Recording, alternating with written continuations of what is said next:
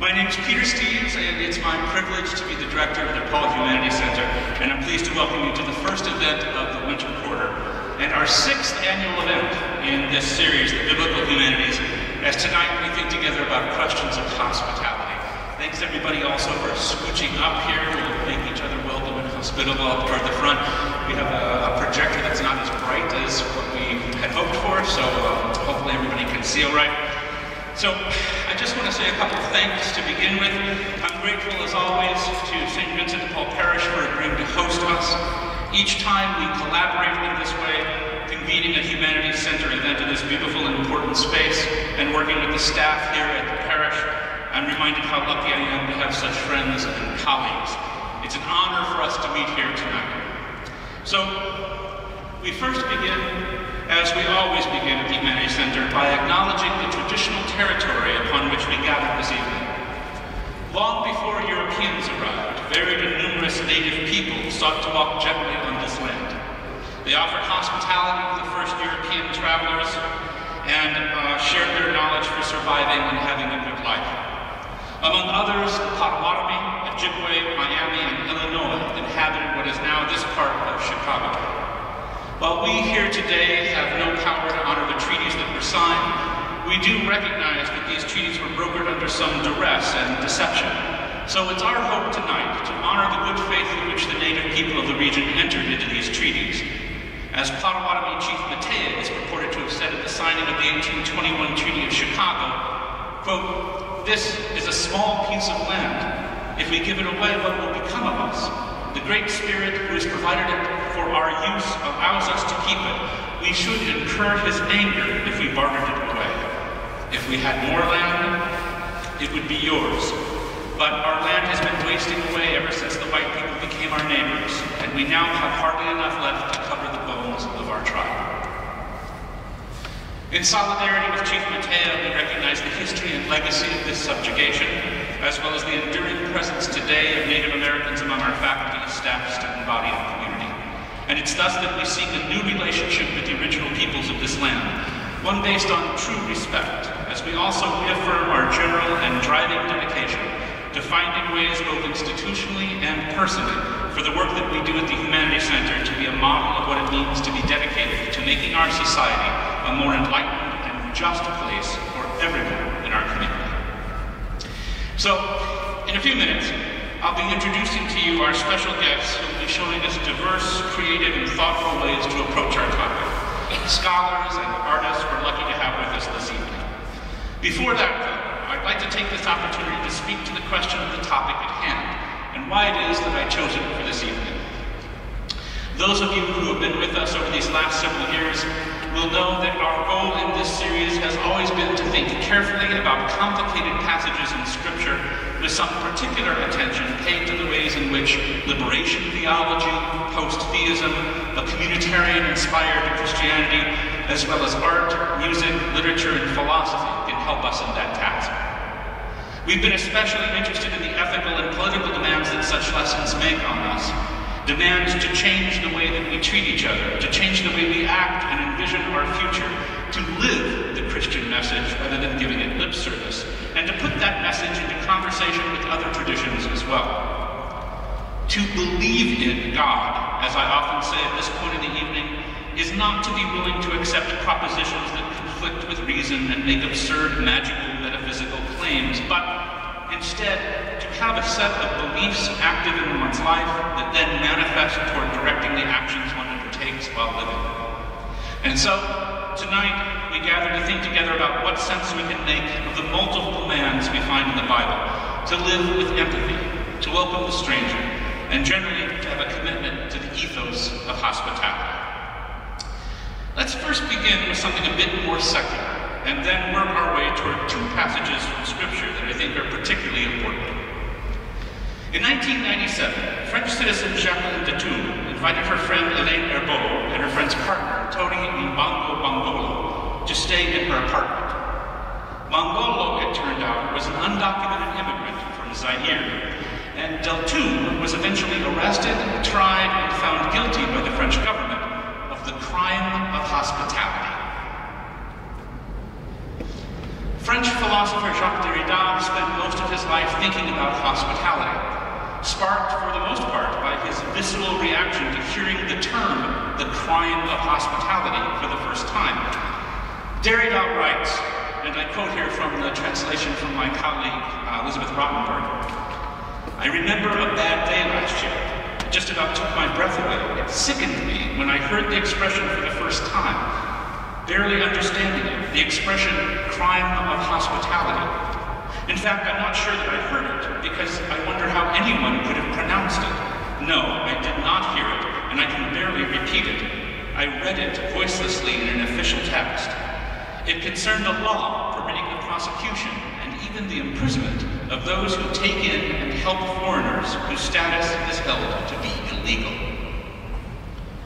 Derrida will ultimately argue that there is a necessary way in which hospitality involves logical and practical contradictions and restrictions on our action. On the one hand, hospitality must be infinite, open, without bounds and limitations in order to be true hospitality. But on the other, in order to be hospitable, it seems to be the case that there are necessary restrictions that come along with welcoming a stranger. Right from the start, I welcome you into my home and I ask you your name, precisely so that I might welcome you appropriately. But this, as an initial move, is to ask something of you in return for welcoming you. As such, it becomes more of an exchange, and the demands don't stop there. I ask you to behave a certain way, to make yourself at home, while all the while remembering you're not really at home because this is my home. We might remember here that Immanuel Kant famously argued that hospitality always amounts to the right to visit, never a right to stay. I limit your time staying with me and how many of you can come, because if you stay forever, then it isn't really a home any longer that I have any longer with which to be hospitable. And if you bring all of your family and friends, then I won't have enough space to be hospitable. Unconditional hospitality and conditional hospitality being a pair, the one always showing itself in the presence of the other, means that every act of hospitality falls short of what it should or could be.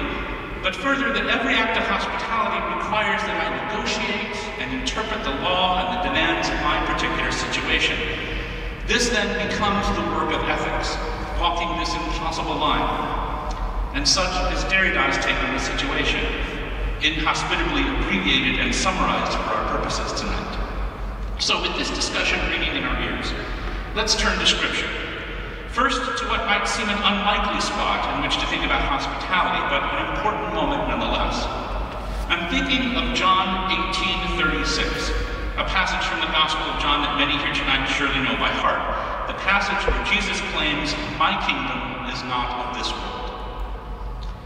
Centuries of theism have taught us to misread this text, I believe, falsely thinking that God is some sort of magical creature with superpowers who lives somewhere up there or out there. Heaven is then thought to be the specific location that is either up or out, where he lives.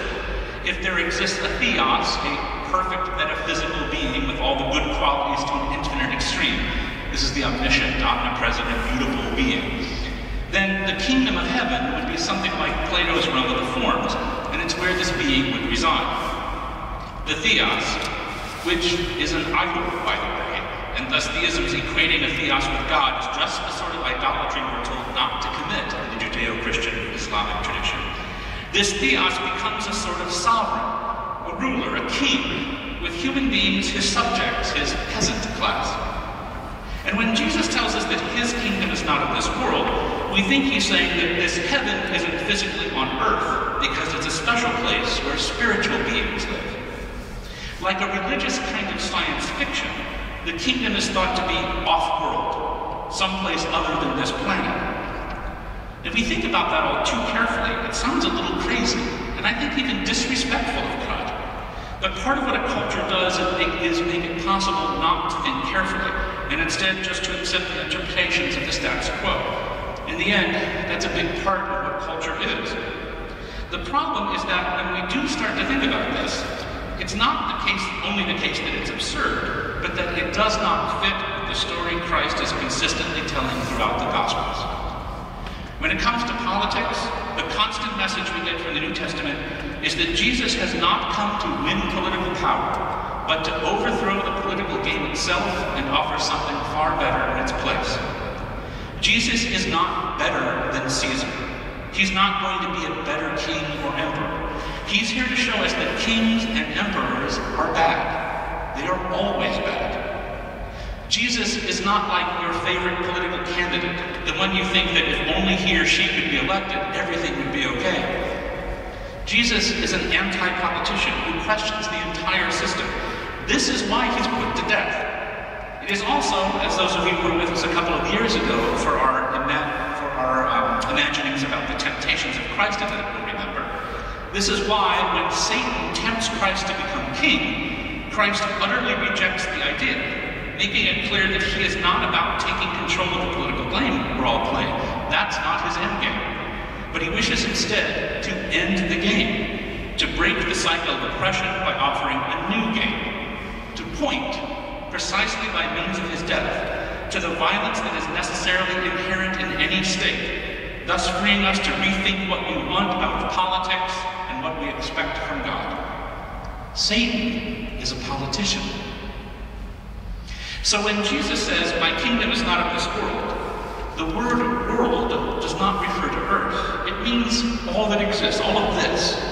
And when asked about his goal, when asked about this heaven, Jesus is thus saying, well, the first thing you need to understand is that heaven isn't a part of your system. It's not a kingdom even, really.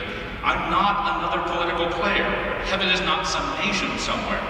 My so-called kingdom is not a part of any of this, not within the world of kingdoms at all, material or immaterial. Jesus, I think, is a communitarian. It is an anarchist. He calls on us to feed the hungry, to heal the sick, to comfort the downtrodden, to love each other so that heaven is spread upon the earth. He calls on us to do this now. We should not expect leaders or politicians to do this for us. We should not let institutions do the work of caring for each other, not let traditions passively do the work of telling us the limits and the nature of the care that we're expected to give. We are to do this work for each other ourselves, and to do so without limit, without knowing what will be asked of us next, but to do it anyway, even if it seems to require a miracle. In Luke 17:21, Jesus will say to his disciples, "The kingdom of God is within you." Again, making it clear this kingdom is in place, there's no real ruler, and that the call is not to work for regime change or to get a better person in charge, but to reject the notion of living under rule in general. Over and over, we are told that the foundation for this new life is to love our neighbor, to welcome the stranger, to take up each other's good as such as our own, to find a way to flourish mutually together. Derrida feels physically ill when he reads the phrase, "the crime of hospitality," and he finds out that it's a meaningful legal category in France. And we, rightfully, are filled with moral disgust at a wall along our southern border, at the stories of children torn from their parents, at the suffering caused by a government shutdown in order to build a barricade that is dedicated to anti-hospitality. But, according to Christ's message, we have misplaced the source of our outrage. The moment there are any legal categories, the moment we have a southern border, we have already failed. And a system of laws and borders are necessary for nations. Which means that the problem of hospitality here is the nation state itself, not the way it's being run. A nation cannot be hospitable. Empire is built on a violence that makes a true welcoming impossible. The force that sustains a nation is exactly the force that makes hospitality unachievable. And the very best we can do for each other within our nation is actually something that's not very good at all. So let's face some horrible truths here. Trump's wall is ridiculous and evil. But there is a mad logic to walls in general if we agree to play the game civilization asks us to play. As of the most recent statistics, the United States allows in 1 million legal immigrants a year. This means that every 3 years, the U.S. adds a group of people equivalent to making another city of Chicago. And that's just through legal immigration. Factoring in undocumented immigrants compounds an already unsustainable practice. The wall is not a symbol merely of Trump's malevolence, I believe. It is a symbol of the evil of the nation-state, an institution that must follow a bad logic and necessarily create violence and suffering in the world. This is what powers its engines.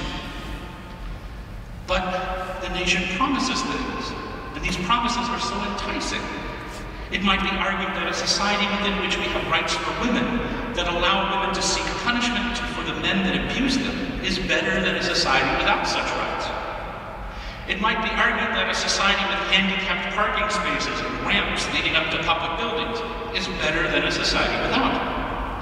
It might be argued that a society that lets some people visit and possibly even apply to live there if they fill out the correct paperwork and meet the right criteria is better than a society without. But can't we imagine something even better than all of that? Christ is telling us that we have an obligation to imagine something better. A society in which women are not raped, in which we do not tolerate or begrudgingly make concessions for people that we deem abnormal or different, in which we're not concerned with immigrants at the borders because we have rejected all of the oppressive, alienating, despotic institutions that require borders in order to function. Indeed, we have not only an obligation to imagine this, but to bring it into being by living it. So quickly then, let me conclude by turning to the second passage from Scripture that I think is telling. It's a story from Luke. In it, Jesus has been invited to the home of a high-ranking Pharisee, a major player in the current political scene. He's just admonished his host for thinking that keeping the Sabbath is more important than making the effort to heal someone who's sick on that day. The lesson's already clear. Radical openness means that we care for those in need and don't let institutions or traditions or authority figures limit what we're expected to do. But now, in the 14th chapter of Luke, dinner is about to be served, and Jesus notices everyone scrambling to get the best seats at the table. He tells them a little parable, ending with the claim that the categories of most humble and most exalted should be done away with completely, not switched, but abandoned. Then, as they're just about to eat, he hits them with the following. Then Jesus said to the host, "When you give a luncheon or dinner, do not invite your friends, your brothers or sisters, your relatives, or your rich neighbors. If you do, they may invite you back, and so you'll be repaid. But when you give a banquet, invite the poor, the crippled, the lame, the blind, and you will be blessed. Although they cannot repay you, you'll be repaid at the resurrection of the righteous." So, this is often a passage to which commentators point when they want to say how Christians should be hospitable. But again, for the most part, I think the tradition might be missing the real point. The thing that Jesus seems most interested in here is the question of repayment. If a good deed is repaid, then it seems not done out of true hospitality. Now, we might think that the repayment nullifies the transaction, but it's not that simple.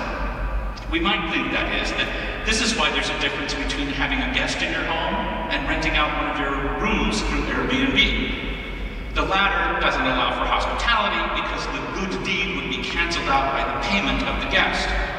Most students who go to school to study hospitality are not philosophers.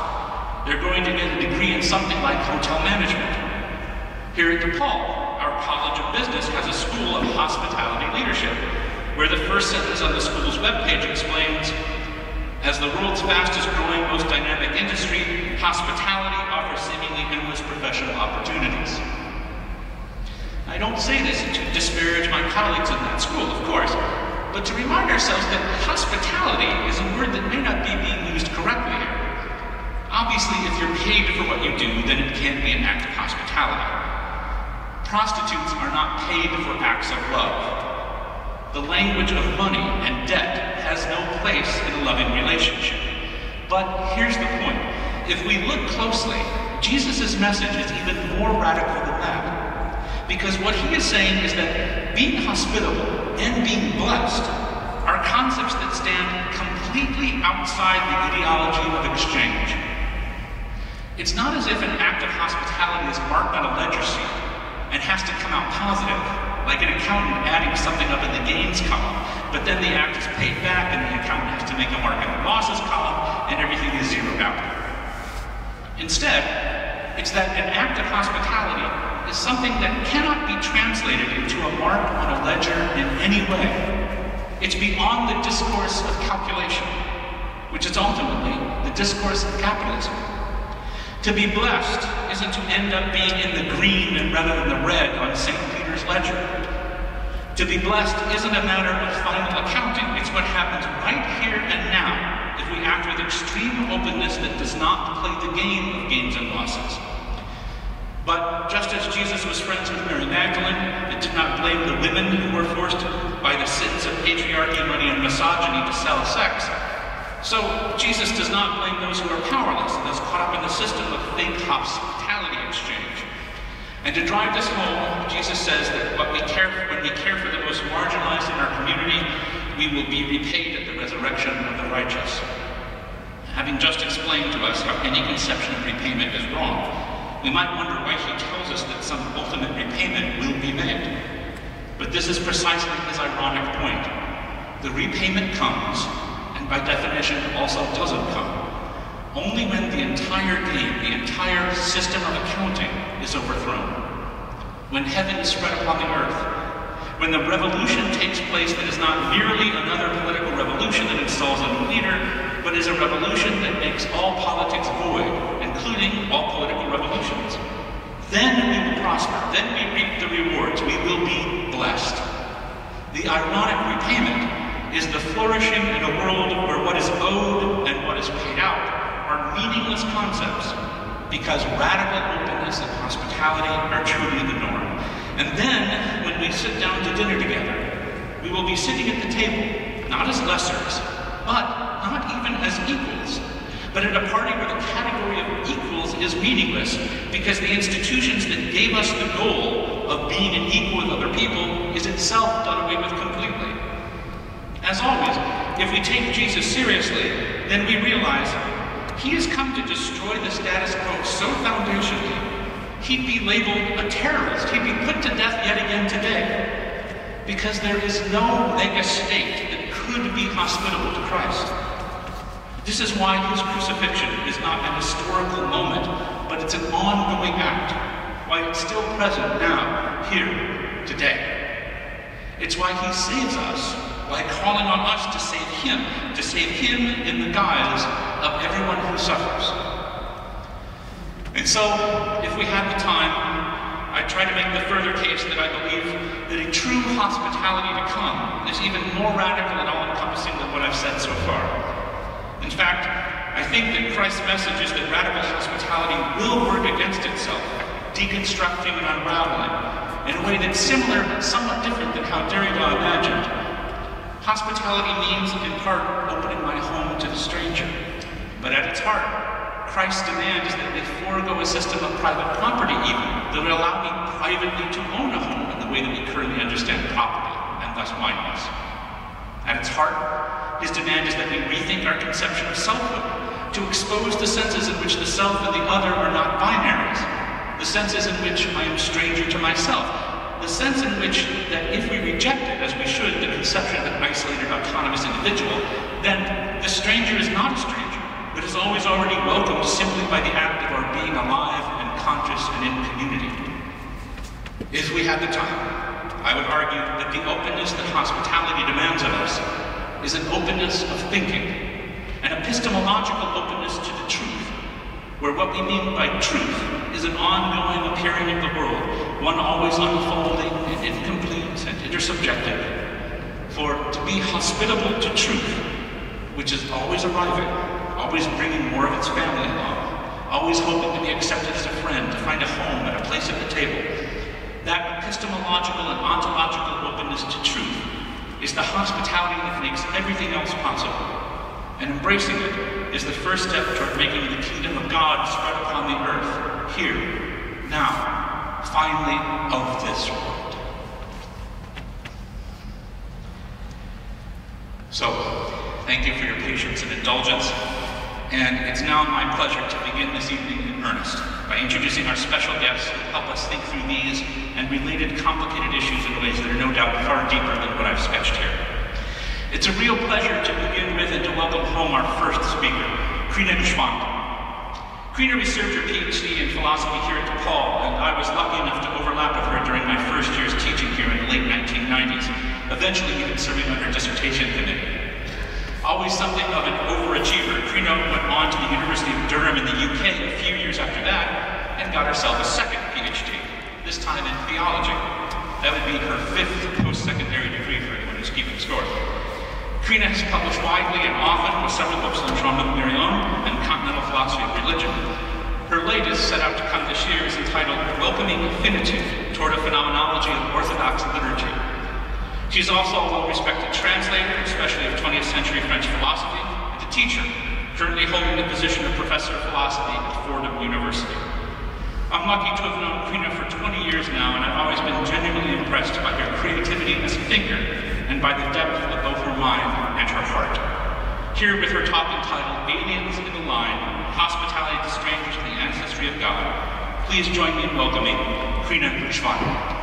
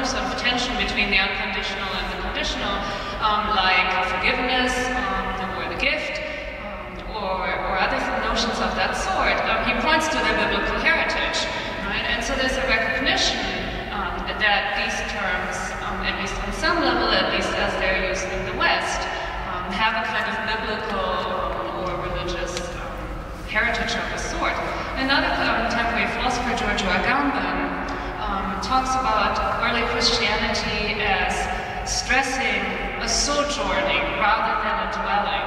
And he says, Paul is saying to, the people he's writing letters to, don't build like houses on earth, don't dwell, don't settle in, because you always already then become culprit of the political system. The only way in which you have a prophetic voice is by continually being strangers, by always sojourning, by always moving on.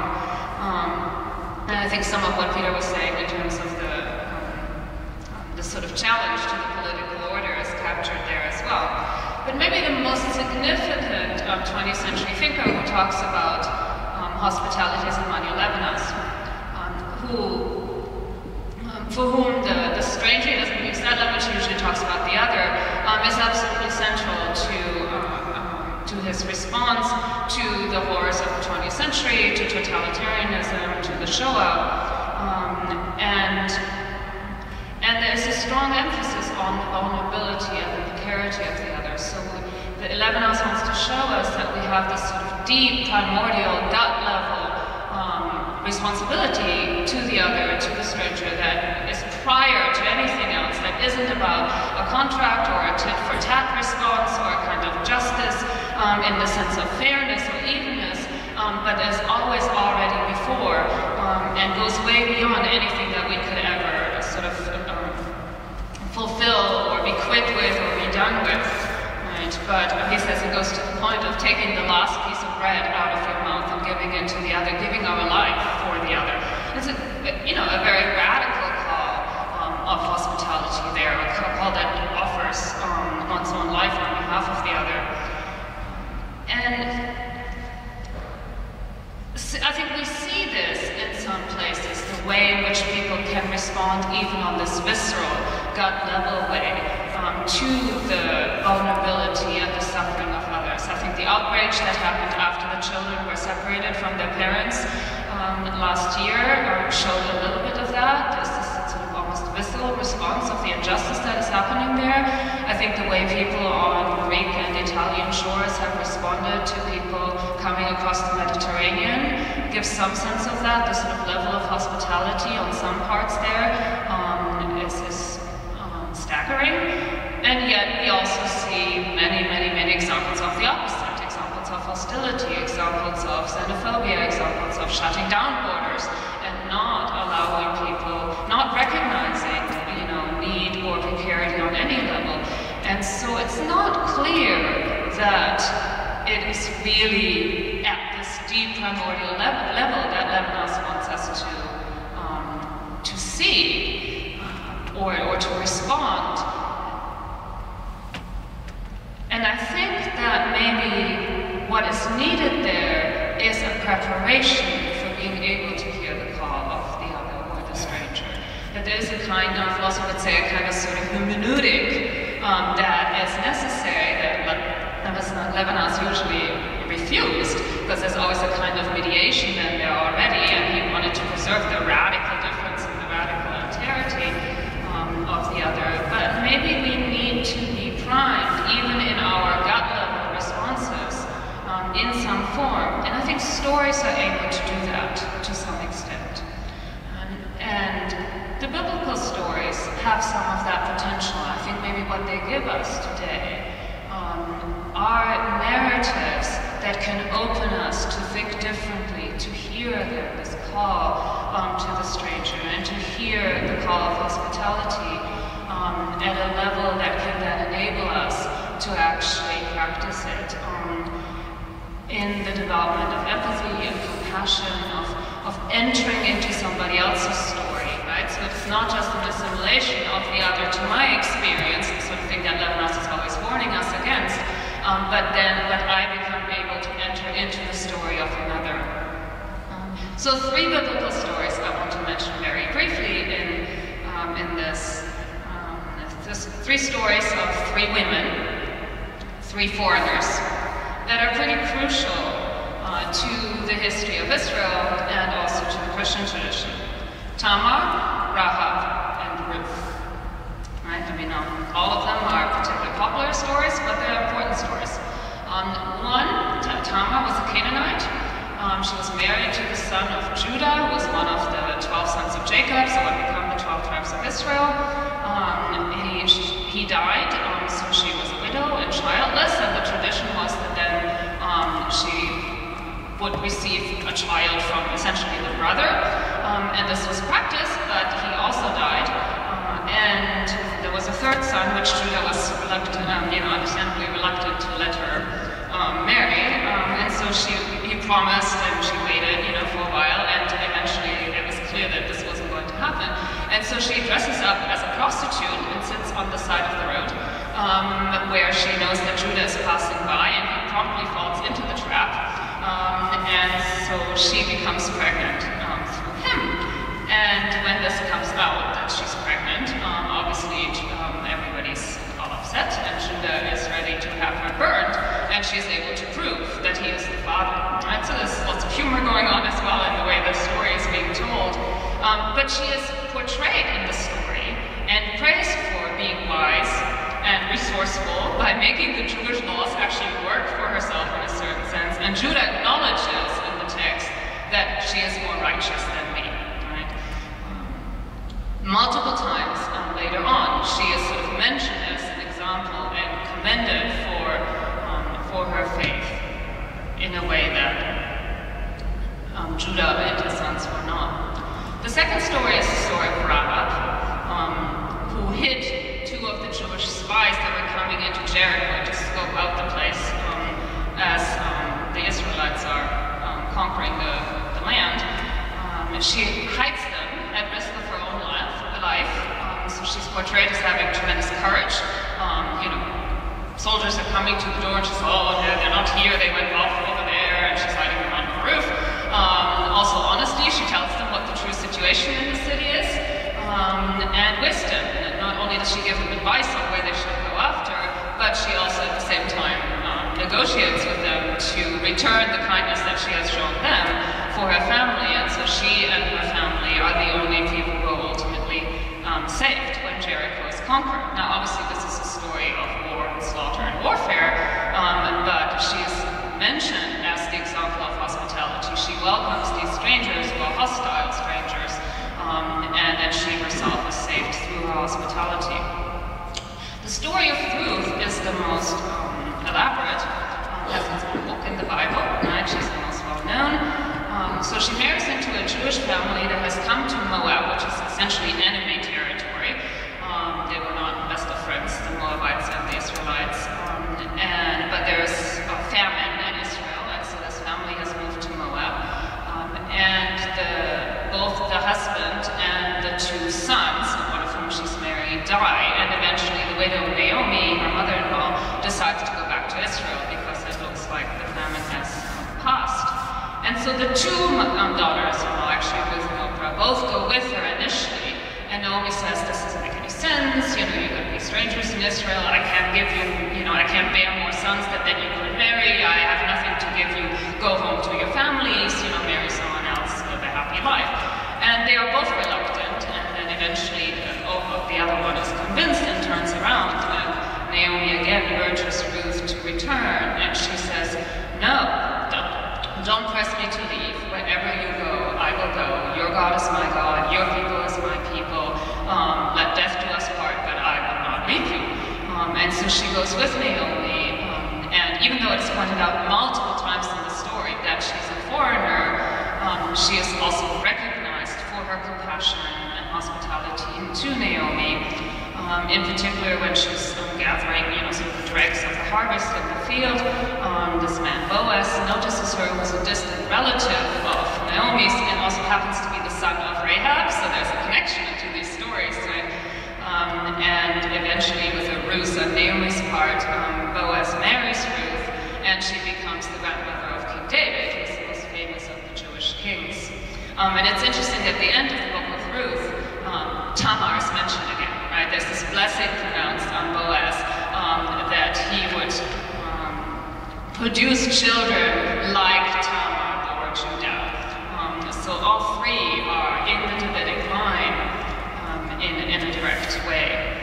And so these are complex stories that give these sort of vivid and messy and ambiguous portrayals of these foreigners that are part of the larger story.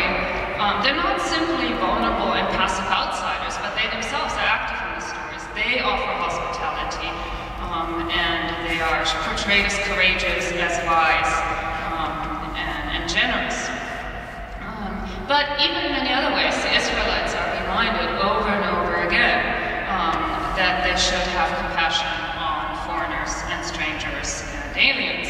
The very story of Israel begins with Abraham, who is called out from his home to go into a foreign land and remains a stranger for basically all of his life, as do his two sons, his son and his descendants for the next couple generations.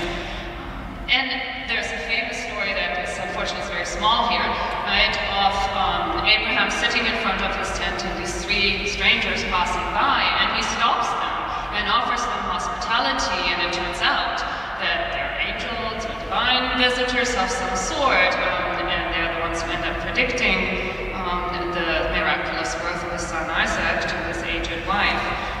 And the story of the hospitality of Abraham becomes part of the tradition, but also the experience in Egypt that is referred to over and over again, right? That is deeply inscribed in the legacy. You shall not oppress a resident alien. You know the heart of the alien, for you were aliens in the land of Egypt. This is Exodus.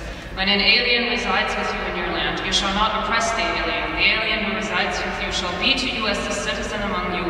You shall love the alien as yourself, for you were aliens in the land of Egypt. I am the Lord your God.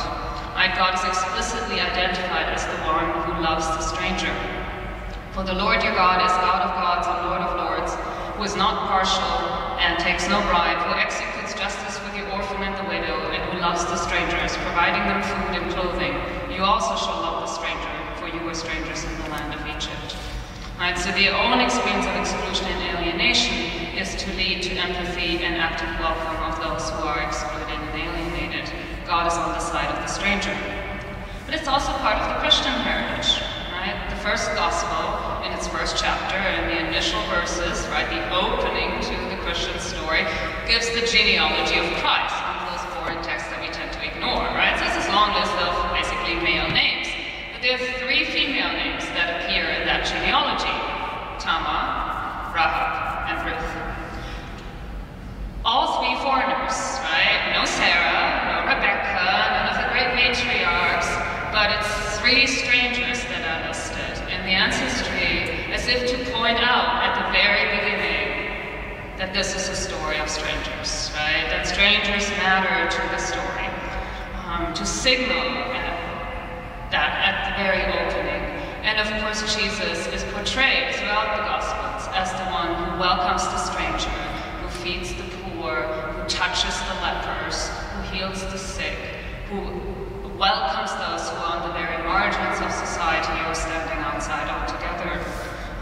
And Christ identifies with the stranger explicitly. Peter alluded to this, but the famous passage at the end of the Gospel of Matthew, the same Gospel, where he says, right, where he argues that every time we receive a stranger, we are receiving him. Anytime we reject a stranger, we are rejecting him. For I was hungry and you gave me food. I was thirsty and you gave me something to drink. I was a stranger and you welcomed me. I was naked and you gave me clothing. I was sick and you took care of me. I was in prison and you visited me. Truly I tell you, just as you did it to one of the least of these, you did it to me. Hospitality is the very essence of the gospel. It's also telling that this icon of the hospitality of Abraham, that's Rublev's version, which is probably the most famous one, is actually the only way in which you're allowed to portray the divine in the Eastern Orthodox tradition. Right? So there are many icons of Jesus, right? Many icons of the saints, but canonically there's only one way in which you're allowed to picture the Trinity as the hospitality of Abraham. And in Rublev's version, it's too small here, you can't see it, but right here on the bottom, scholars say that there used to be a mirror there. Right? And so that as you approach the icon, you will become part of, invited into the circle, right? So there's the hospitality portrayed that Abraham practiced to the stranger, but there's this reversibility that Derrida points to in other texts as well, that hosted guests is the same word in French actually, so it works better there, but that hosted guest becomes reversed here, and that the guests in some way and sense become the host, and they are inviting us into it. And the early Christian tradition exemplified this kind of hospitality. There are some scholars that argue that, early Christianity was not obsessed with sex, that came later, but that what was unique about the sort of the earliest couple centuries was the sort of radical hospitality at all levels of society. In fact, you have this emperor, one of the non-Christian emperors early on, who complains about the fact that the Christians are helping the poor and the indigent indiscriminately, while everyone else only helps their own. And you have Chrysostom, one of the early church thinkers, over and over again saying, go out to the gates, invite the strangers, invite the aliens in, welcome them, help the poor. Gregory of Nazianzen stressed this about the lepers, embrace them, they are human like you, which was in many ways an unprecedented idea, that even the poor and the outcasts and the prostitutes are human just like us, and yet also have their own stories, and that they are in some way, Gregory says, Christ to us. Here is Christ incarnate. Obviously the legacy of Christianity, just like the legacy of many other traditions, is ambivalent, right? This kind of radical hospitality is not always practiced. The stories have to be retold anew each generation, many times. It matters how we tell them, right? There were stories, centuries, in which the story of Jews supposedly being responsible for the death of Christ led to anti-Semitism and all kinds of horrors visited among Jews. And it matters how we tell stories. And let me give one final example. I'm not quite sure when I started, but I'm almost done. In the Syriac tradition, which is a very colorful liturgical tradition, where there's lots and lots of poetry that is actually performed musically and otherwise in church and the liturgy. There are many colorful poems, but there is one on Tamar. And it goes through elaborate details through the story, and you can see the poet, Jacob Zaruk in this case, late 5th century, early 6th century, sort of struggling with the ambivalence of the story, right? Here's a prostitute or somebody pretending to be a prostitute who is praised for her faith. Like, this doesn't make sense. And so he says to his listeners, you need discernment. You need to listen to the stories with love. It matters how you tell the story and how you hear it, right? And then he tells the story in sort of elaborate detail, and he ends by saying, well done, Tamara, so full of beauty, I am full of wonder at you. And refers to it as a mirror for the entire world. So stories shape our consciousness. When I was growing up in Germany as a kid, in the public school system, I think I had to read the Diary of Anne Frank in German, English, and French. And we read countless stories of oppression, of marginalization, but of hospitality, because there's this strong sense, at least in my generation, or my teachers' generations, right, who were teaching us, that we need to tell these stories so that this would never happen again. Right? So that nothing like the Shoah will ever occur. And I remember, these conversations about these stories and the importance of these things. But I think it also entered into where it was hoped that that would shape consciousness in a certain way.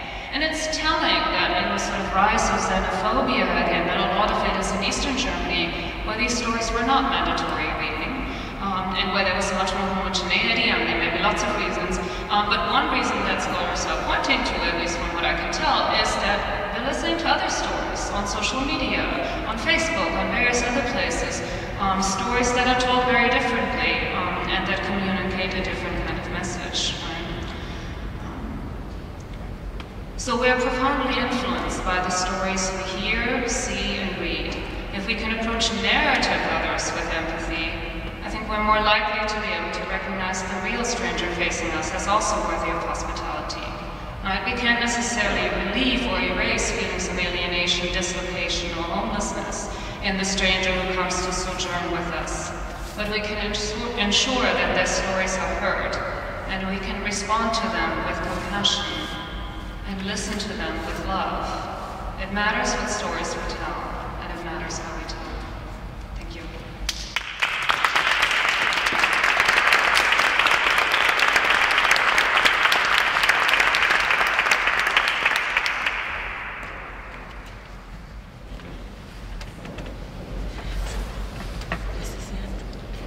Thank you so much, Karina. That was great.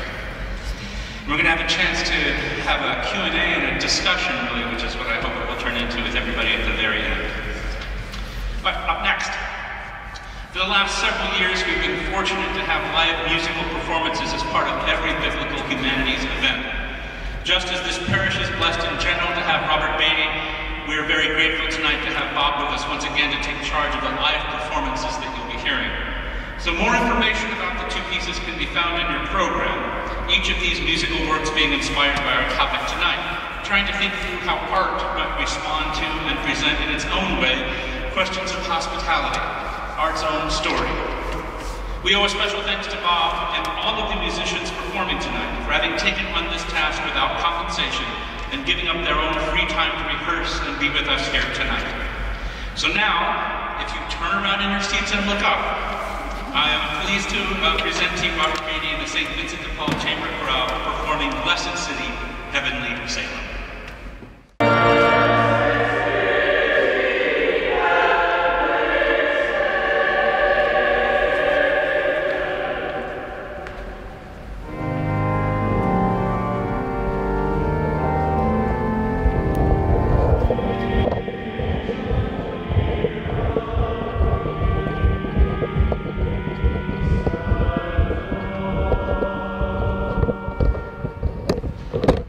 Thank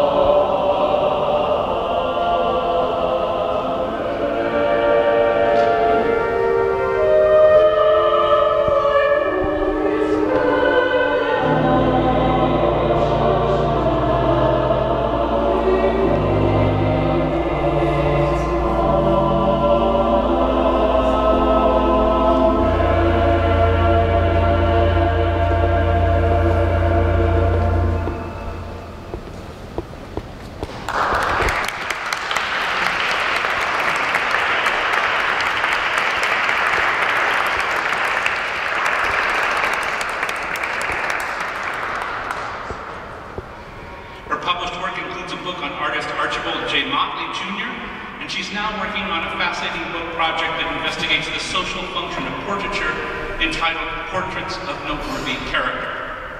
Amy is that rare sort of scholar who puts her creativity to use not only in her theoretical work, but in terms of finding ways to make her scholarly undertakings have real impact in the world beyond the academy, by means of innovative civic engagement projects that make it clear how art and community are related on a deep level.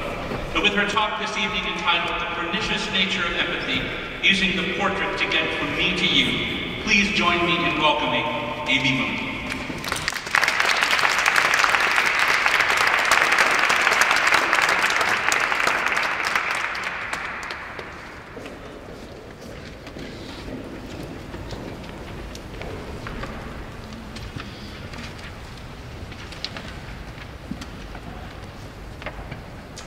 Good evening. Thank you so much for the invitation. It's truly a pleasure and honor to return to my alma mater.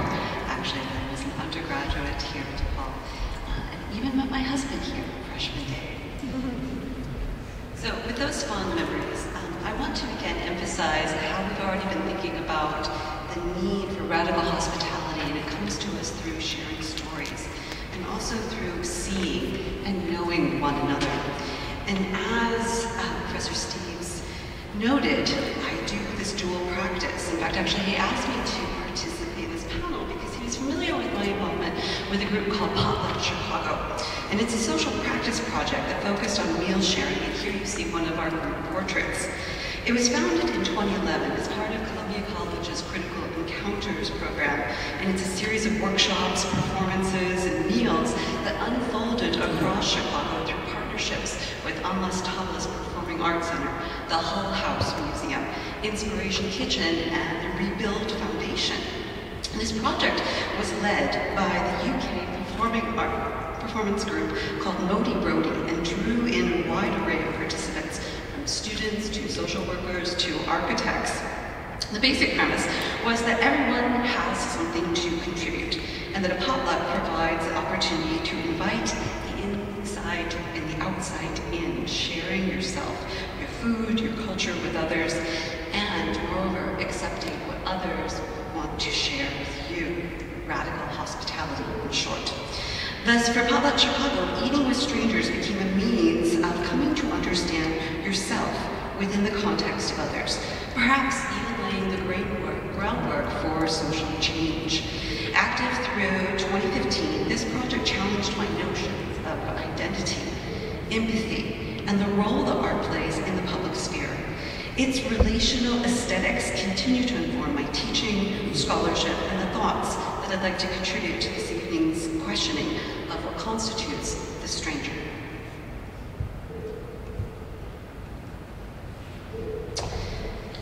We live in an age of pronouns, where it matters. The simple act of inquiring as to one's preferences and then reciprocally stating our own implies an acceptance of the fluidity of gender and sexuality. It acknowledges that our presumptions may be incorrect and are necessary to question. Additionally, pronouns tell us a great deal about our self-conception and sense of belonging. Though they and them may now indicate a contemporary consciousness of plurality, historically those pronouns have been used to separate and to distinguish. Statements such as they do that inherently communicate that one holds oneself at a judgmental distance. Yet the pronoun we indicates collectivity, belonging, and acceptance.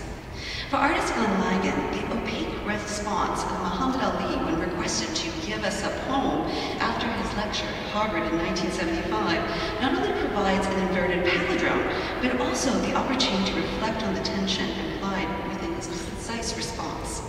Was his reflexivity a gesture of solidarity between a black boxer and his white audience, or did it serve to underlie their difference? Ever attuned to the expansiveness of language, artist Ligon increased the tension between the designations of me and we through his use of neon, casting the lit, which reads as white, and the unlit, which reads as black, into an alternating rhythm that occasionally is interrupted by a moment of synchronicity. It seems to suggest that the relationship between the individual and the collective may be interdependent, yet also at times indeterminate. Now part of the permanent collection at the Studio Museum in Harlem, the piece also seems to address the tensions of class and gentrification that the surrounding environment.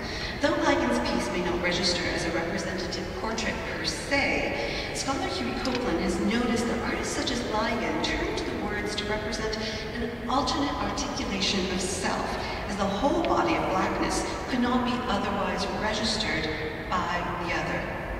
Ligon's concern for the other to register the whole body of blackness speaks to the repudiation and denial of black subjectivity that historically has been enacted by the white other. The myopic refusal to see the me in we is endemic to our country's history of racism and slavery. For centuries, strategies of validation and visualization have been employed to counter this demeaning negation of humanity. For individuals such as Frederick Douglass and Sojourner Truth, the portrait could contest and oppose the pseudosciences and stereotypes that refuted one's subjectivity. Their portraits serve not only as a means of self-representation, but also as a political tool to which to claim a place in public and private spheres circumscribed by race and racialized sight lines. Yet we know these portraits did not accomplish radical social change by their mere inception. Rather, they were part of a multifaceted social justice campaign that sought to foster a connection and commitment between viewers and subjects. Douglass in particular looked to reciprocity implied in the making and looking at pictures, stating, quote, "It is only by making ourselves and others subjects, objects of observation and contemplation that we can begin to imagine better selves and better futures." Quote. He imagined the portrait as facilitating a kind of reflexivity, and he would kind of feel into a given image that simultaneously implicated self and society. These images remind us that portraiture in particular has been utilized as a means to evoke empathy required for an ethical reassessment of our values and our own conception of selfhood. In the book, again, that Professor Steve mentioned, Portraits of Noteworthy Character, I assess those efforts and critique the role of empathy in that it has played in both facilitating and preventing the me from becoming the we. Before we consider some of the portraits examined in my book, though, I want to take a kind of query two key points that are critical to my argument. First, for this project, I broadly define what constitutes a portrait, investigating representations of persons regardless of medium. Simply put, I consider the portrait to be a picture of a subject, and the act of portraiture to be looking for that subjectivity. Despite my open-ended consideration of portraiture, however, I argue that the specific conventions of the portrait and the practice of portraiture deeply influence our interactions with these images.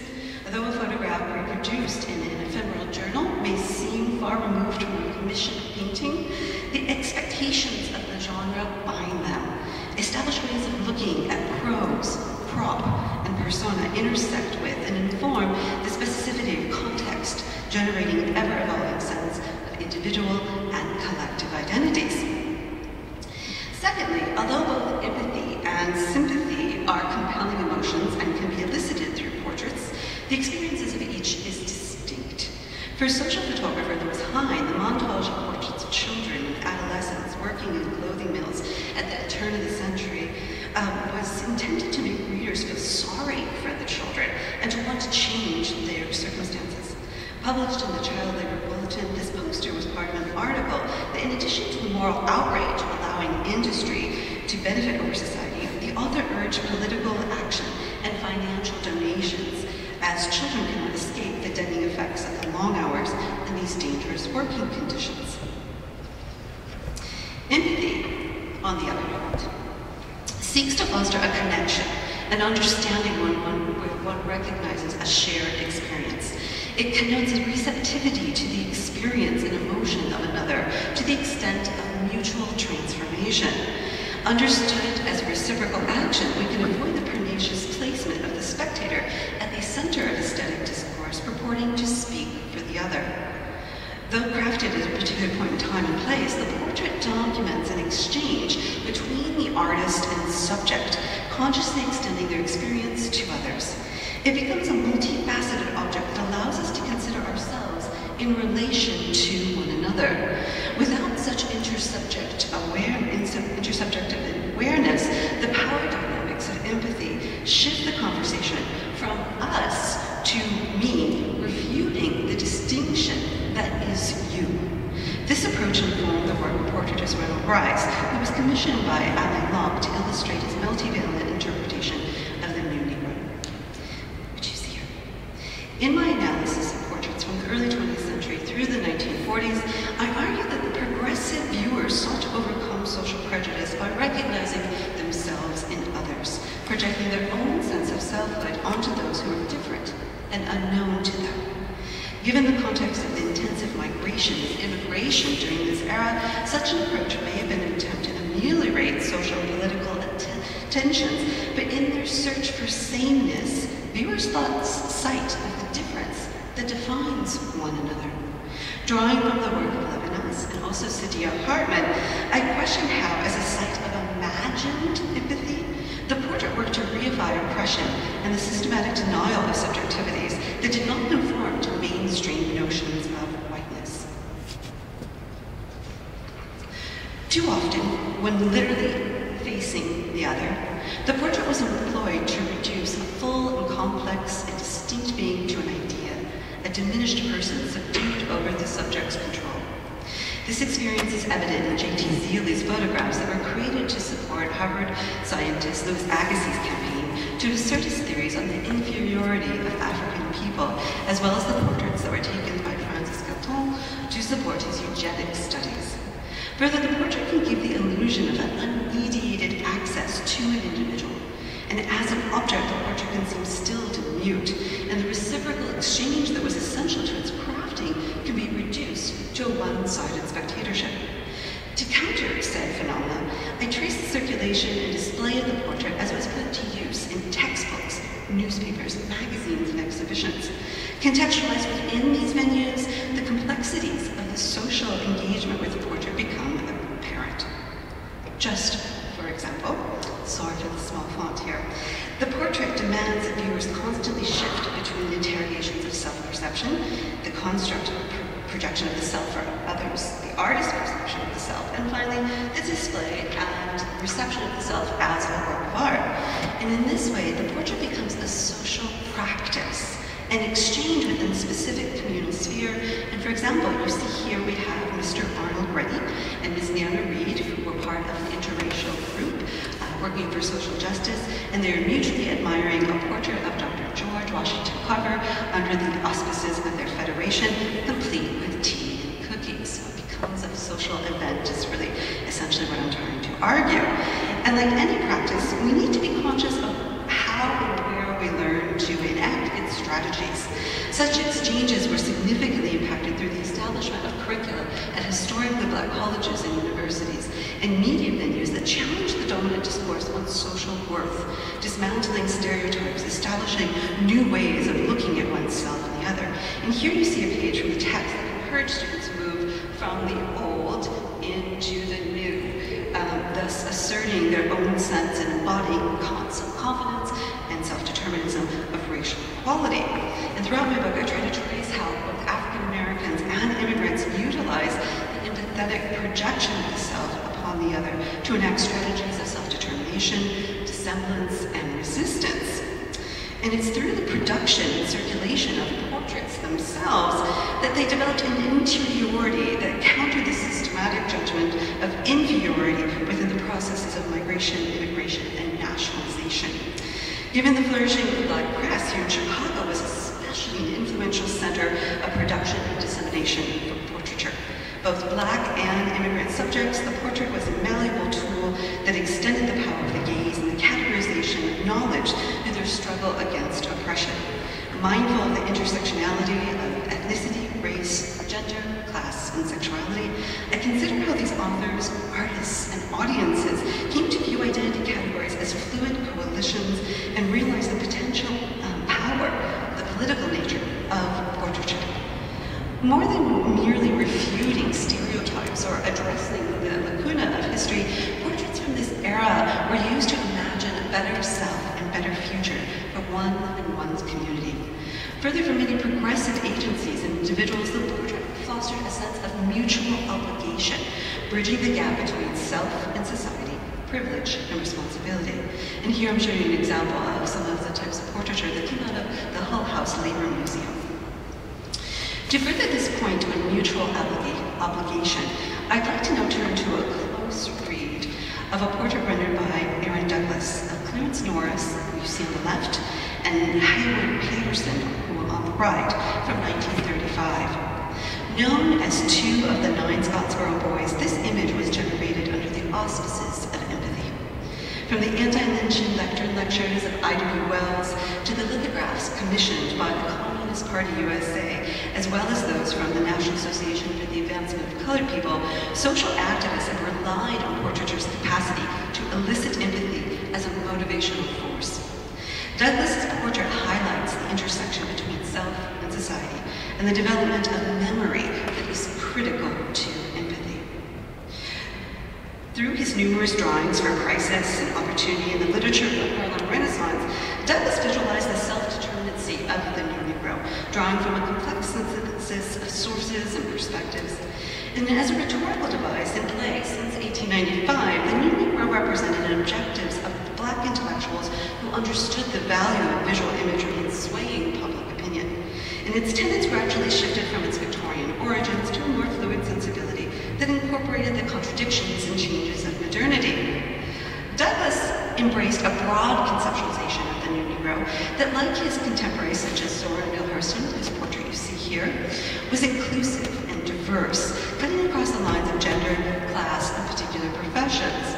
Although known for his signature Afro-Deco style that you just saw on the covers of those various publications, Douglas's academic training easily adapted to the sort of hyperrealism that we see in his portrait of Hurston. Similarly, he employed these skills for his empathetic and powerful depiction of the 2 young African-American men who, along with 7 others, were falsely accused of raping 2 white women in 1931. Their likenesses serve as a documentation of racism in the United States that allowed these 9 innocent Black men to be sentenced to death and incarcerated. The controversy over the case of the Scottsboro boys lasted over a decade, with accusations, trials, and retrials keeping this tragedy in contemporary consciousness. From his teacher, Reynolds, whose hyperrealistic portraits you saw earlier, Douglas learned of the German aesthetic philosophy of Empathy, or empathy, as explored by Robert Dishner. Dishner wrote that empathy requires the viewer's active perceptual engagement in a reciprocal experience of exchange and transformation that destabilizes identity. According to Dishner, it is through the dissolution of individual identity that one is animated, affirmed, and paradoxically gains a powerful self-awareness. In the early 1930s, this awareness led Douglas to join the Communist Party, believing that its newly declared dedication to the dissolution of white supremacy would result in the exchange and transformation of Black subjectivity. The Scottsboro trials provided the first test of the Communist Party's commitment to achieving racial justice, as they mounted an international campaign to mobilize and protest the proceedings against what they termed to be innocent Black laborers. The artist was inspired by the International Labor Defense, the legal arm of the Communist Party, that took up the case against the Scottsboro defendants and published a pamphlet featuring the photographs of Norris and Patterson, surrounded by the phrases, "Save our lives," "They must not burn," and "Join the fight for freedom." Such imagery references the anti-lynching campaigns that have been a constitutive element of Black visuality, developing alongside and influencing the visual campaigns for the new Negro. On the cover of the 1932 Negro Worker, the Communist Party prophesied the potential fate of the Scottsboro boys by reproducing a photograph taken in 1930 of the 2 young men lynched by a white mob in Marion, Indiana. For Douglas, drawing on these portraits enacted empathy, a means of active perceptual engagement that in turn is transferred to the viewer. Douglas's rendering is frank, stark, and effective. The men stare at the viewer with no contextualization, their heads floating seemingly severed from their bodies. Just as the likenesses of Norris and Patterson reference the broader history of the 9 Scottsboro defendants, their image has speaking back to viewers on the continuance of discrimination and violence against Black lives. Through their meticulously depicted individual characteristics, their portraits link past with present, with stark brutality becoming a means by which we can assess the ongoing crisis faced by Black subjects. Through the efforts of Douglass, the critical memory of framing and mobilizing African American social political identities becomes illuminated again and charged. Douglass's transference of the likenesses of Norris and Patterson from a conscience-raising pamphlet ensures a continued engagement and awareness of this history. Their image evokes memories that run counter to America's national collective identity that too often seeks to obliterate rather than face its contradictions and violations of human rights. Their portrait ensures that this memory is critically considered within contemporary consciousness. It's this critical consideration that takes us to another quick study that I want to run through that goes a little bit differently. What you're looking at here is a cover from the Harman Foundation, an institution that set out a mandate to effect race change and to celebrate the contributions of African Americans to America's creative lives. And they relied on a philosopher, Alain Locke, who arguably orchestrated the Harlem Renaissance, to advise and determine the scope of its efforts. And Locke called out the blindness of the Caucasian eye when he surveyed the fine art of portraiture with some dismay. And in an address which he titled "To Certain of Our Philistines," he noted that, quote, social conventions stand closer guard over painting than most of the other arts. And it's for this reason that a new school, an idiom of Negro portraiture, is particularly significant. So Locke worked with a series of artists in these institutions to go ahead and make a series of African American portraits, those that follow a fairly academic convention. And here you see the two artists who were charged to do it: Betsy Gray Renault, a European American, and Laura Wheeler Wary, an African American woman. Together, they created a series of 54 portraits that toured the United States called Portraits of Outstanding Americans of Negro Origin. Now, for Locke, he believed that the portraits were going to function as an instrument for social change, and that it was believed that if everybody saw these accomplished African Americans depicted in a very academic, conventional way, they would lose their biases. And further, when African American audiences saw them, they would be inspired to try to achieve these extraordinary accomplishments that were part of this series. The series included images such as those that you see here by Du Bois, Mary Bethune, Charles Drew, and the like. But yet the foundation received quite a bit of blowback for this opportunity. It faced harsh criticism for actually perpetuating racial segregation in its all-Black exhibitions, and for its patriarchal practices, in particular using mostly white juries. Artist Romar Bearden wrote a scathing opinion article in 1934 which accused the foundation of coddling artists and lowering aesthetic standards.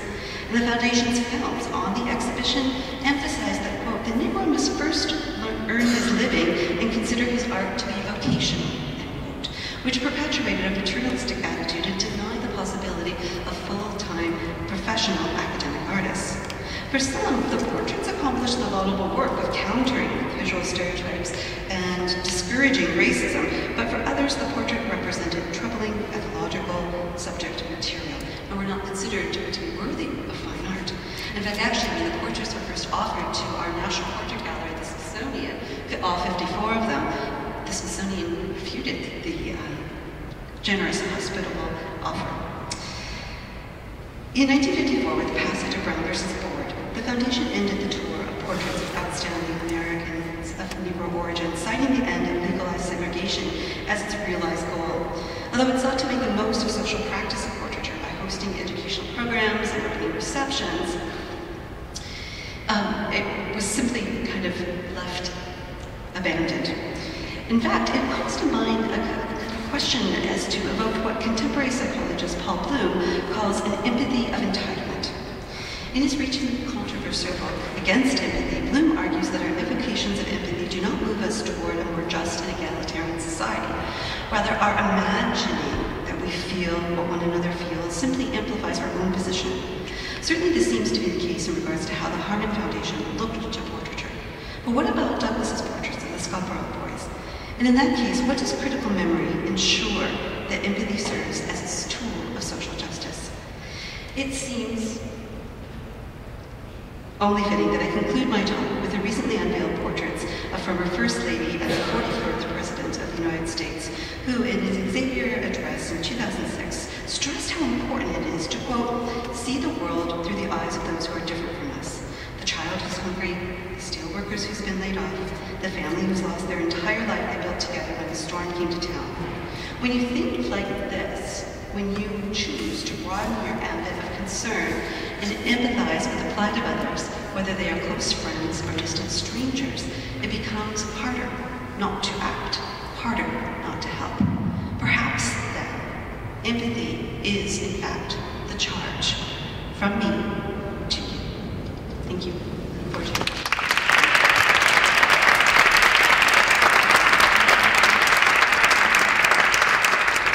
So it's time to be treated to another musical interpretation of our topic. This time, Come Let Us Bless Joseph, a song based on a prayer from the Eastern Rite Church. As with the previous selection, more information on the music is available on the back of your program. So please join me in welcoming once again, this time in front of you, Robert Beatty and the St. Vincent de Paul Chamber Chorale.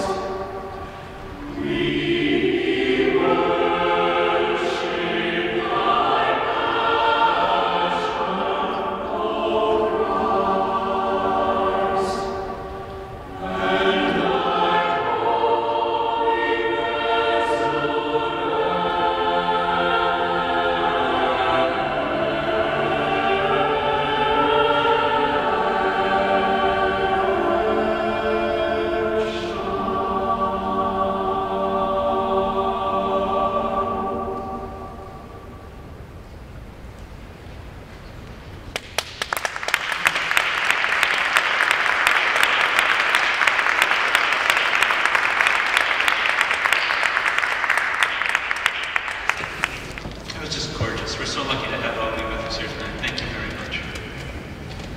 So our final speaker this evening is Thomas E. Reynolds, who is joining us from Emmanuel College, University of Toronto, where he is Vice Principal and Associate Professor of Theology. Tom is interested in constructive theology as well as intercultural and interfaith engagements, contextual theologies and globalization, philosophical theology, disability studies, and the work of Friedrich Schleiermacher. It's his book, Vulnerable Communion, A Theology of Disability and Hospitality, that first brought Tom to my attention. In it, an incredibly compelling case is made that the liberal values of freedom, equality, independence, rationality, productivity, efficiency, and prosperity are not only dangerously taken to be the norm today, but make us judge other people who do not measure up, reducing such people to their equalities, labeling them both unhealthy and unwelcome. In Tom's project, however, disability is radically thought not to be something we at best tolerate, but rather a site for upending liberalism's oppressive ontological as well as ethical political assumptions altogether, thus welcoming in a new kind of hospitality, one in which we are all aware of our own inherent and necessary vulnerability and dependence on each other. His forthcoming book is entitled Remembering Ourselves Differently, Theology in a Pluralistic and Global Era, and I have no doubt it will be just as nuanced and demanding of our attention. With his talk entitled Belonging Together, Hospitality, Disability, and Deep Access, I'm pleased to introduce to you Tom Reynolds.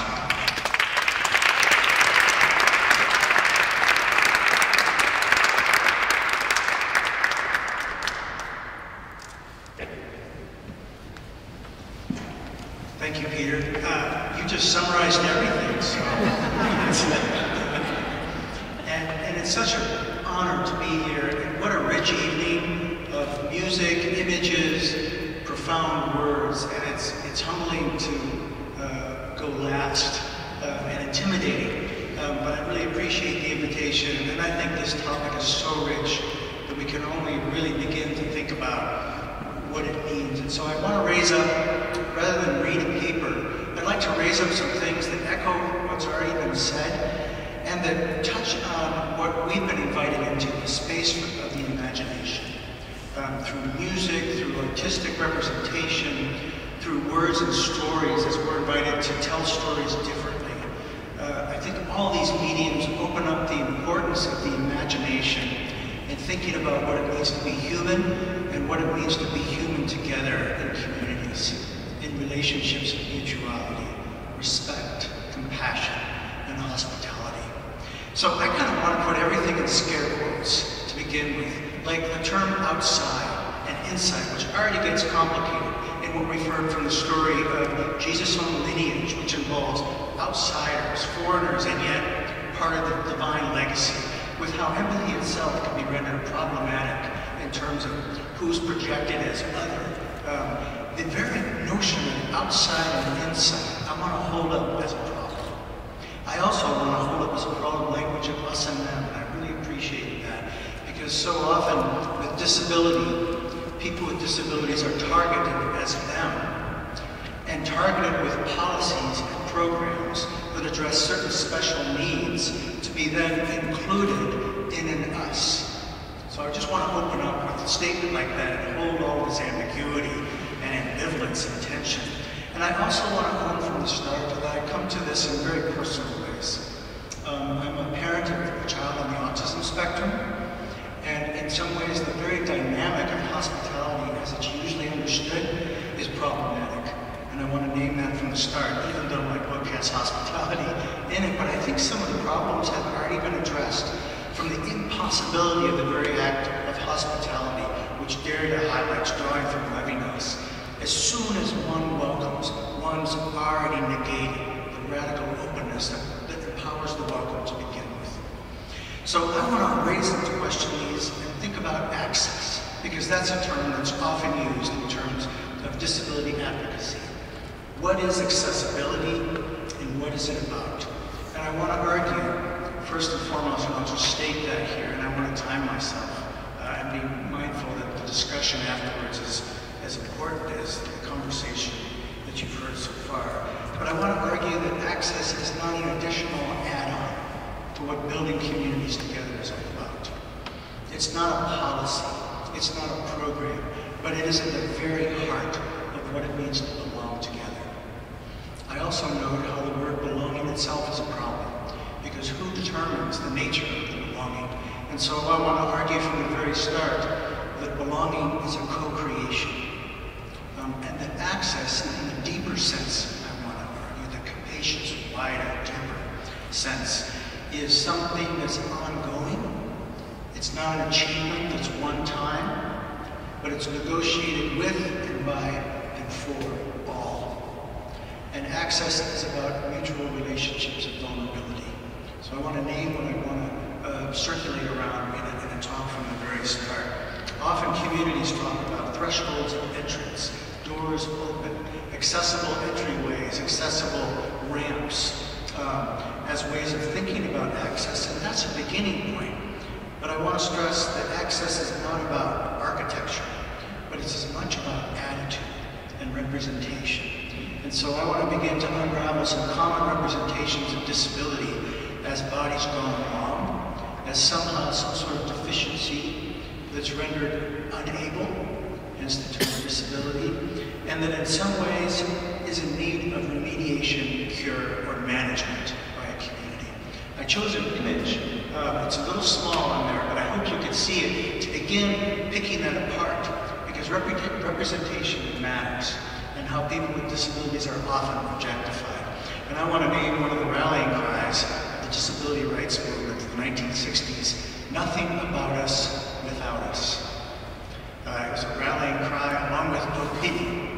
But you can see in some of the images here, they move beyond normal representations of disability as in a stagnant, fixed wheelchair, which implies lack of agency, which implies disability can be seen as a singular thing, which implies disability sums up a person and who they are, as if unable to contribute or unable to do other things, and I use the word unable specifically in a targeted way. And I just want to highlight some of the openings that this picture, this portrayal that some agencies are starting to use, at least in Canada. You see the typical portrayal on the left of somebody using a wheelchair with an ally pushing it. But then you see multiple other representations of what disability is. And I want to foreground and highlight the one on the far right, which you see increasingly a moving chair, movement, agency, action. Disability is not a passive recipient of pity and care. In fact, there are books entitled "No Care." But disability involves simply another way of being embodied and being limited as a human being. And what I want to raise up, you can see other images there, multiple with prosthetics, with a dog. I like the multiplicity of it, which begins to disrupt common representations of the singularity of disability. Moving further here then, I want to talk about barriers. And I think about Ephesians, for example, when Ephesians talks about the household of God involving no barriers according to how human ordinance is projected.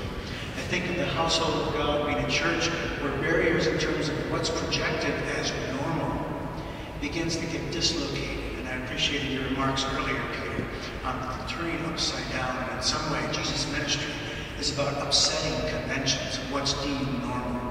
So, in the second move here, I want to talk about that word normal, and how normal and abnormal are products of a community imagining an us, an inside, that operates normatively in some ways that then restricts access for other kinds of bodies that present in different ways.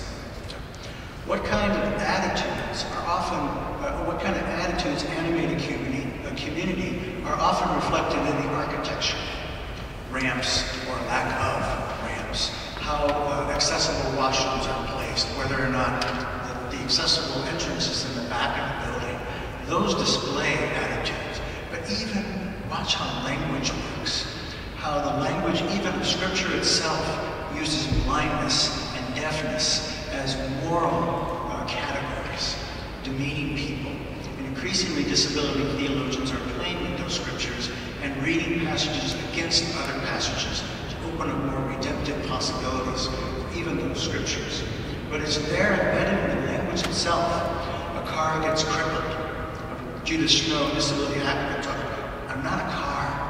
I don't function in the same way as a cripple. The language we use displays all kinds of barriers that make participation in community life difficult for people with disabilities. I think of stories with my son, for example, and how I have projected my own expectations about what parenting means, what it means for him to be successful as an agent in his own flourishing, and how my own projections have been a barrier to his flourishing. And as a father, I own this in a continual process of trial and error, and I want to talk about the theology of failure in that in a few minutes. But my son has taught me that barriers are as much about what a community expects as about certain kinds of physical barriers and walls. What does a community expect as normal? Who's expected to arrive? And this leads me to the theme of hospitality. Because if hospitality is the surprise arrival of a guest who comes unexpected as a sojourner, a community's own projection of expectations can create inhospitable barrier making and exclusions. I think of even how, in this way, terms like tolerance and inclusion and even hospitality themselves are problematic. So let me talk a little bit about it, and then I want to argue for a more expansive sense of hospitality. A community that operates with expectations that merely tolerates different kinds of bodies creates a distance that holds its own norms, its own assumptions about what it means to be us as the categories that operate for inclusion in the community. Who is us? Who is the normal in a community? In my book, as Peter said, I argue that the Western conception of self, the very liberal notions of personhood, are problematic to the core in terms of how human beings imagine what disability is. The notion of efficiency, productivity, what equality means even. If equality means sameness, how is it meted out by the mechanisms in the community that produce universalizing imperial notions of norms? The ableist, as it's often called, ableist notions of efficiency that operate in order to create classrooms which impose certain kinds of expectations upon bodies that is tantamount to being assimilative. It is tantamount to treating bodies as if differences don't matter. And I think of the stories of my son in school where even terms like universal design are operative, accessible for all, but only in certain terms, meted out in certain ways for what counts as successful. So I want to raise all these, obviously we can't go into depth here on these terms, but what does it mean to be a productive consumer, a rationally self-interested subject whose aim is happiness? And who decides? It's the who that's the problem. Able-bodied people in charge, white supremacy, gender norms. We can go on in terms of the who that becomes the normative sway of the community. I want to talk about the word inclusion too, and how even the word inclusion, as Sarah Ahmed has argued and multiple others in the disability theorists, that the word inclusion itself has a very palpable assimilative sway to it. Inclusion targets them to bring into an us. And I don't need to go into all the details about how that can happen, but it becomes tantamount to toleration, and even worse in terms of remaking bodies, in terms of government and management of bodies, in terms of oppressive kinds of strategies. And the neurodiversity movement, as it's now called, is all about puncturing the illusions of that. To be included does not mean to be remade in the image of the same, but to be open to different ways of what it means to be human, and different ways of expressing neurological differences.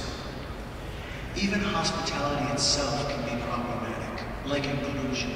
Hospitality can be taken outside as strange and welcome into a home. Have a seat, make yourself at home.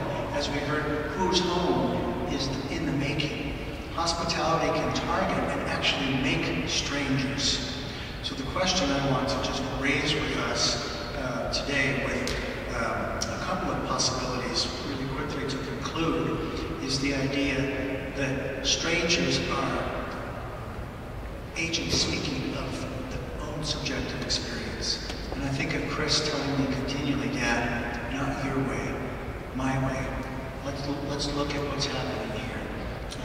The subjectivity of difference emerging in ways that narrate their own experience instead of being narrated over in terms of a community.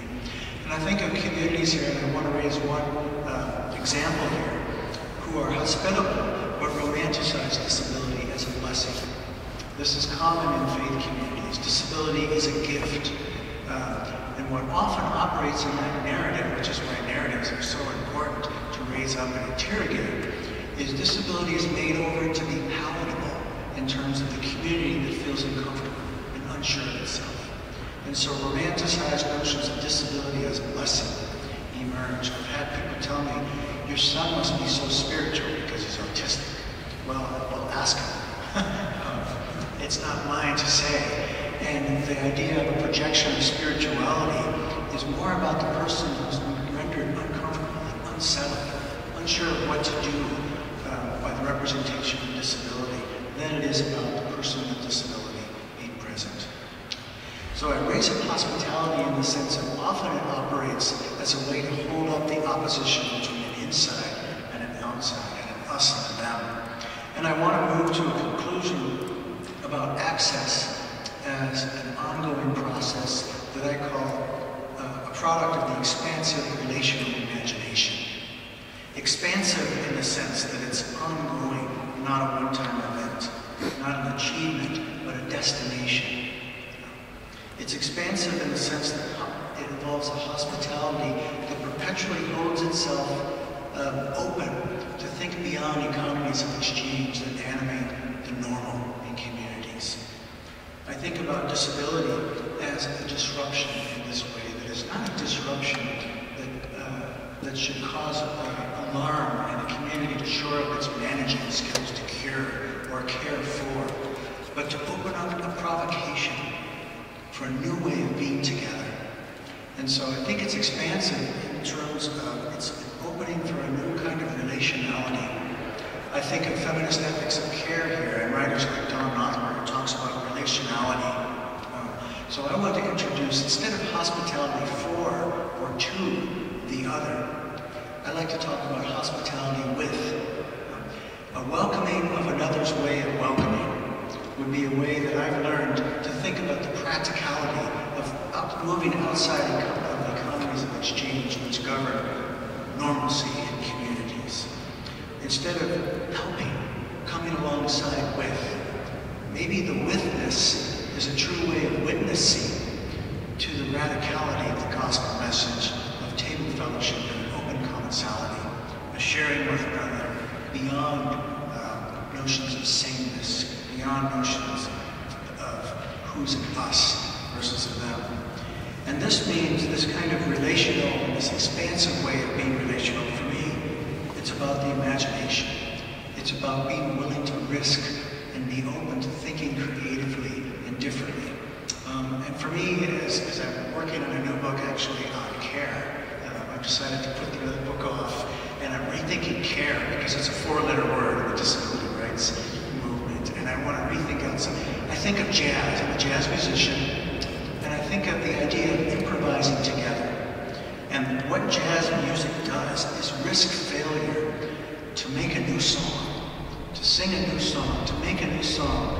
And it's no accident that out of the oppressive cauldron of poverty and racism, African-American traditions produce this liberative movement that expands beyond what was, that is not held to the broken past, but opens up new liberative possibilities for being together.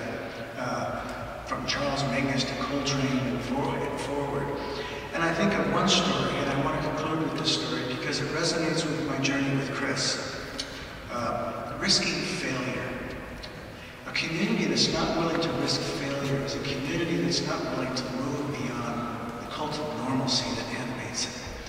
And so I think about risking failure or risking new ways of improvising together, to be open to the surplus abundance, to an overplus, to use Paul Ricoeur's language, that's involved in being together.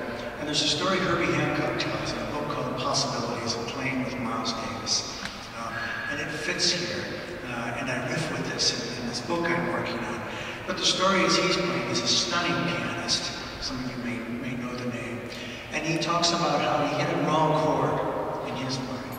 A real clunker in the midst of a very grooved gig.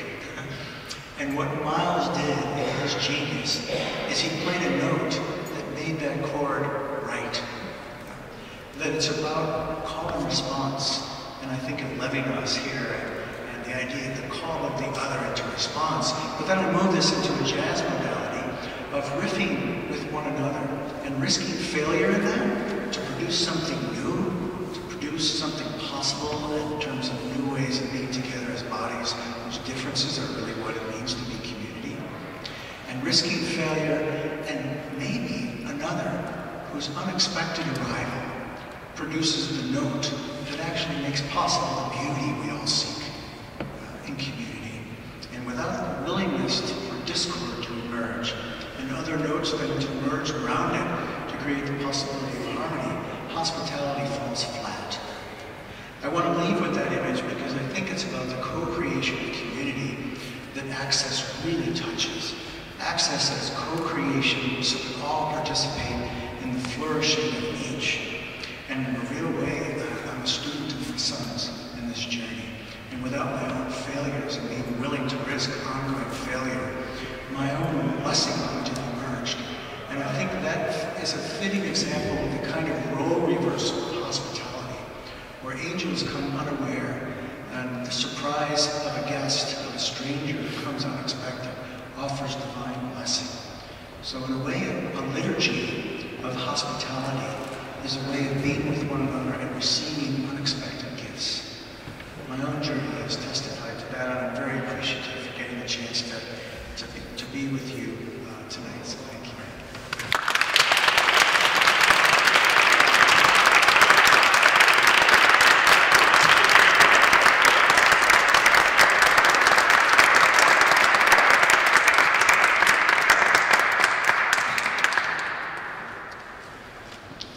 Ending to our formal program. Thank you so much, Tom. That was really, really lovely.